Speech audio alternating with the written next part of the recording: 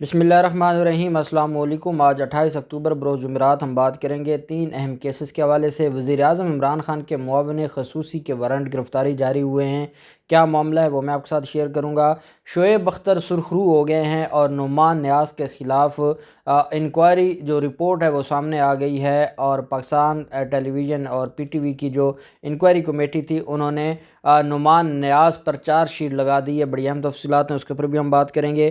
तहरीक लबैक पाकिस्तान के अमीर हाफिज़ साद रिजवी की रिहाई पर आज chief justice Lahore high court की अदालत में 2 रुकनी बेंच ने उनकी रिहाई के हवाले से समाअत की है और कैसे अब TLP उनकी रिहाई के मामले से पीछे हट रही है और क्या TLP अब नहीं चाहती कि साद रिजवी रिहा हो। क्या मामला है वो भी मैं आपके साथ शेयर करूँगा। हाफिज़ साद रिजवी का इस्लामाबाद में वजारत दाखिला के ऑफिस में उनको लेकर जाना और वहाँ पर मुज़ाकरात करना, क्या मामला है और क्या हाफिज़ साद रिजवी ने हाथ खड़े कर दिए हैं। और हाफिज़ साद रिजवी ने ये आज हुकूमत को बता दिया है कि जो सेकंड लाइन लीडरशिप है, जो मौलवी हैं, वो हाफिज़ साद रिजवी की भी बात मानने को तैयार नहीं हैं और उन्होंने कब्ज़ा कर लिया है, हाईजैक कर लिया है TLP को। बड़ी ही अहम तफसीलात हैं और मुसद्दक़ा ज़राए की ख़बर है जो मैं आपके साथ शेयर करने जा रहा हूँ। और साथ वज़ीर आज़म इमरान खान ने इस मामले पर बड़ा अहम फ़ैसला किया है और जो सलामती कमेटी है उसका इजलास बुला लिया है, वो भी तफसीलात मैं आपके साथ शेयर करूँगा। वज़ीर आज़म के मुआविन ख़ुसूसी शहबाज गिल के ख़िलाफ़ एक दावा था, इस्तिग़ासा था हत्क इज़्ज़त का, डेफामेशन का। और ये एक तुर्क कंपनी ने, प्राइवेट कंपनी है, उसने दायर किया था। और ये जो मेट्रो बसें हैं उसके हवाले से शहबाज गिल ने इल्ज़ाम लगाया था कि पहले ये जो बसें थीं वो इतने रेट पर चल रही थीं और अब इतना सस्ता हो गया। और उसमें ये मुका था इस कंपनी का और शहबाज शरीफ का, और इल्ज़ामात लगाए थे जिसके बाद उनके ख़िलाफ़ एक डेफामेशन का दावा फ़ाइल हुआ था। ये अलग बात है कि जो दावा दायर करने वाला था वो ख़ुद उसकी कंपनी ने उसको हटा दिया था और कंपनी ख़ुद उसमें मुद्दई बन गई और उसके अपने ख़िलाफ़ मुकदमा दर्ज हो गया था और वो ख़ुद फ्रॉड के केसेस में मुलव्वस निकला था। आप जानते हैं कि पूरा एक प्री प्लान तरीके से ये इस्तिग़ासा दायर किया गया था। अब इस्तिग़ासा में शहबाज गिल की जो मुस्तकिल हाज़री माफ़ी का मामला चल रहा था और दरख्वास्त चल रही थी।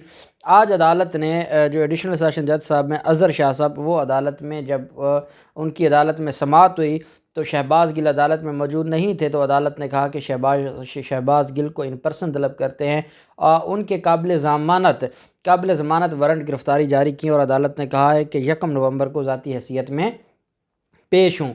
जब काबिल ज़मानत वारंट गिरफ़्तारी जारी होते हैं तो ये एक रूटीन की कार्रवाई है, वो आएंगे, पेश होंगे, हाज़िरी लगेगी और वो वारंट ख़त्म हो जाएंगे। हमेशा जो नाकाबिल ज़मानत वारंट गिरफ़्तारी होता है उसमें पुलिस के पास अख्तियार होता है कि वो मुलज़म को गिरफ़्तार करके या मुतल्लिक़ा बंदे को गिरफ़्तार करके अदालत में पेश करे। फिर आ जाती है तहकीकाती कमेटी की रिपोर्ट शोएब अख्तर के हक़ में। आप जानते हैं कि एक इंक्वायरी कमेटी बनाई गई थी पाकिस्तान टेलीविज़न की तरफ से और उसमें डॉक्टर नुमान नियाज़ को कसूरवार करार दिया गया, जो इब्तदाई रिपोर्ट सामने आई है। और उसमें यह कहा गया है कि जो इसका रवैया था वो इंतहाई गलत रवैया था और पाकिस्तान टेलीविज़न को नुकसान पहुंचा है। PTV का जो जितने PTV की एक जो रैंकिंग है या PTV का जो एक पूरी कौम में पजीराई है उसको नुकसान पहुंचा है इनके नामुनासिब रवैये की वजह से। और बग़ैर किसी ठोस वजह से शोएब अख्तर के साथ नामुनासिब रवैया अख्तियार किया है। शोएब अख्तर और डॉक्टर नुमान से उनका मौक़िफ़ भी जानने का फ़ैसला किया, लेकिन शोएब अख्तर ने कहा कि मैं पेश नहीं होऊंगा, मौक़िफ़ मेरा क्या लेना है, सब कुछ लाइव हुआ है। जब मेरी इंसल्ट लाइव की गई है तो उसके बाद अब आपको for the sake of arguments, मैंने कोई गलत बात भी की थी तो उनके पास ये हक़ नहीं था कि वो लाइव इस तरह मुझे कहते कि आप चले जाएं। जो कुछ हुआ है, मेरे जो जुमले हैं वो भी आपके सामने हैं, जो उसने किया है वो भी आपके सामने है। फिर उसके बाद किस चीज़ की आप तहकीक कर रहे हैं।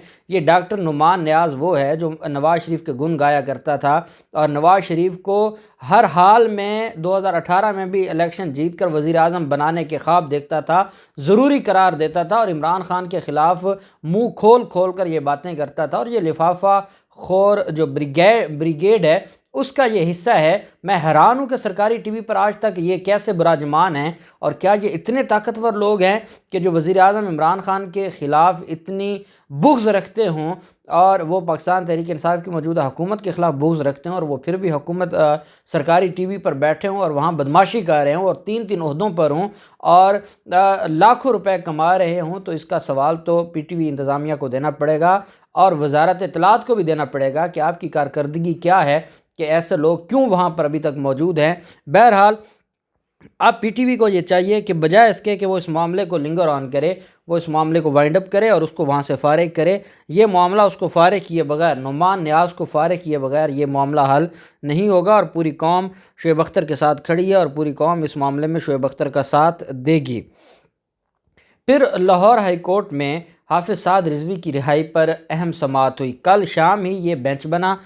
چیف جسٹس آنریبل جو چیف جسٹس ہیں امیر بھٹی صاحب، ان کی سربراہی میں یہ 2 رکنی بینچ ہے، یہ کل رات ہی بنا اور کل شام میں یہ بینچ بنا اور آج صبح کے لیے کیس فکس کیا گیا، نوٹس کیے گئے۔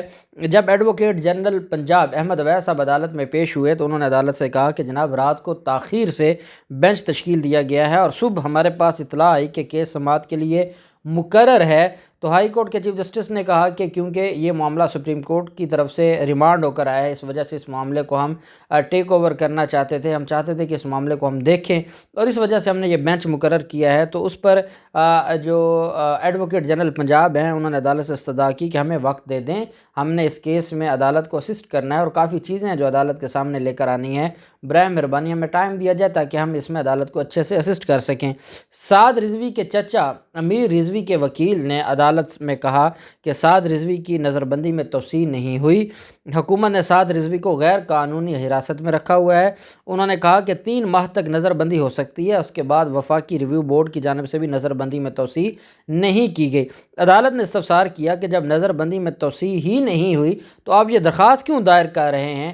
اس سوال کا جواب نہیں تھا ٹی ایل پی کے وکیل کے پاس۔ عدالت نے کہا کہ آپ پہلے یہ تو بتائیں کہ جب اس کی رہائی کا آرڈر بھی ہو گیا ہے اور اس کو اس وقت کوئی ایسا آرڈر نہیں ہے جس کی بنیاد پر اس کو حراست میں رکھا گیا ہے، تو پھر آپ نے یہ درخواست کیوں دائر کی ہے کہ ان کی جو ان کو حراست میں رکھا گیا ہے اس کو ختم کیا جائے؟ عدالت نے کہا کہ آپ کی ریٹ تو پھر کوئی اور بنتی تھی، آپ کو تو پھر ایگزیکیوشن میں جانا چاہیے تھا، آپ تو کہتے کہ ہائی کورٹ اپنے آرڈرز پر ایگزیکیوٹ کروائے، کیونکہ جو ریویو بورڈ ہے اس کا فیصلہ بھی ان کے خلاف آ گیا، تو آپ نے کیا کیا ہے؟ اس پر کوئی جواب نہیں تھا حافظ سعد رضوی کے چچا کے وکیل کا، اور عدالت نے کہا کہ اب تیاری کر کے نہیں ہے۔ انہوں نے کہا جناب ہمیں بھی ٹائم نہیں ملا تیاری کا، تو عدالت نے کہا کہ پھر ٹھیک ہے، عدالت اس کیس کو ایڈجرن کر دیتی ہے۔ 3 نومبر کو عدالت نے کہا کہ دونوں فریقین عدالت میں پھر بحث کریں، اور یہ سماعت ہوگی 3 نومبر کو، اور اس کے بعد عدالت اس معاملے کو دیکھے گی۔ اب آپ اندازہ لگائیں کہ روڈوں پر تو یہ حافظ سعد رضوی کی رہائی کا نعرہ لگا رہے ہیں، لیکن اپنے وکلاء کی تیاری نہیں کرواتے کہ وہ عدالت میں پیش ہوں اور اصل جو موقف ہے وہ سامنے رکھ سکیں۔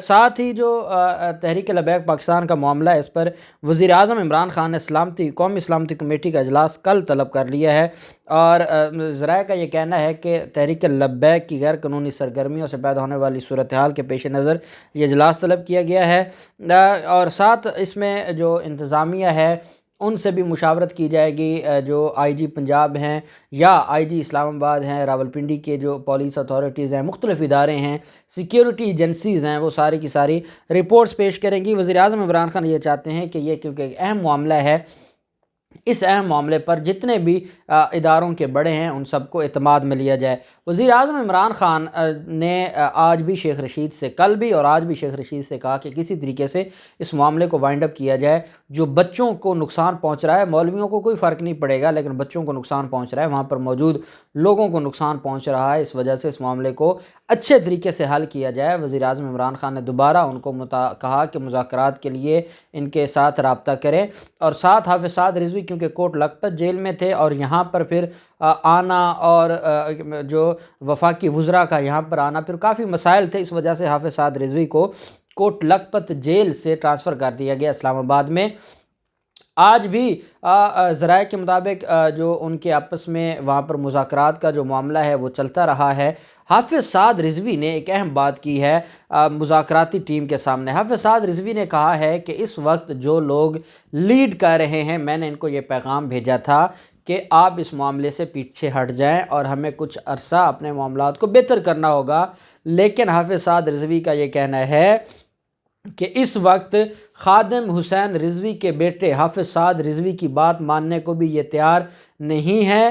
ان کا اپنا ایجنڈا ہے اور یہ اپنے ایجنڈے کے مطابق کام کر رہے ہیں اور یہ ٹی ایل پی پر قابض ہو چکے ہیں۔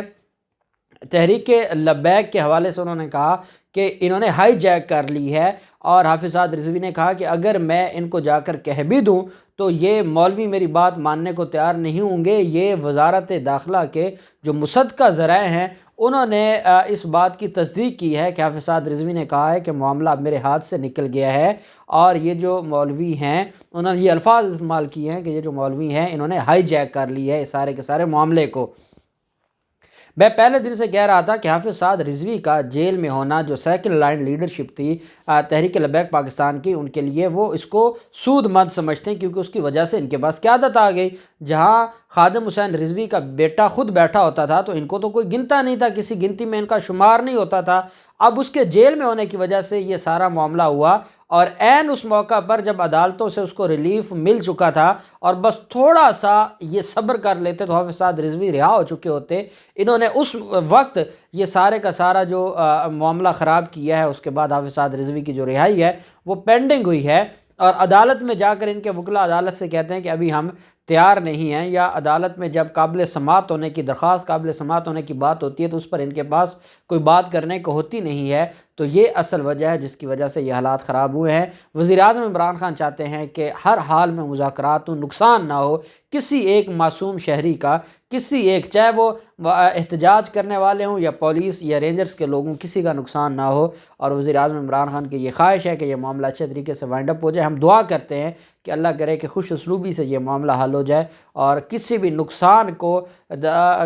نقصان اٹھائے بغیر یہ معاملہ حل ہو۔ اللہ پاک پاکستان کا حامی و ناصر ہو۔ بہت شکریہ۔ اللہ حافظ۔ پاکستان زندہ باد۔